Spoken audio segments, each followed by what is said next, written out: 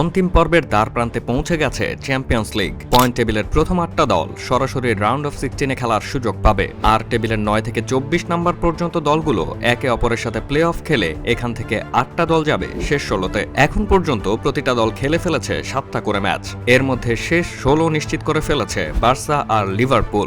Liverpool 7 ম্যাচের 7টাতেই জিতেছে, আর Barca জিতেছে 6টায়। টেবিলের পরবর্তী অবস্থানে থাকা দল Arsenal, inter Milan, Atletico Madrid, AC Milan প্রত্যেকেই 5টা করে ম্যাচ জিতে প্লে অফ নিশ্চিত করেছে। জার্মান সুপার পাওয়ার বায়ার্ন মিউনিখও আছে এই তালিকায়, তবে 7 ম্যাচে 4টা ম্যাচ জিতে তারা রয়েছে টেবিলের 15 নম্বর অবস্থানে। প্রতিপক্ষকে 17টা গোল দেওয়ার বিপরীতে হজম করেছে 11টা গোল। বায়ার্নের পরে রয়েছে স্প্যানিশ জায়ান্ট রিয়াল মাদ্রিদ, তারাও 7 ম্যাচে জিতেছে 4টায়, তবে বিপদে পড়েছে পেপ গার্দিওলার ম্যানচেস্টার সিটি। পিএসজির কাছে হেরে তারা ছিটকে গেছে প্রথম 24টা দল থেকে।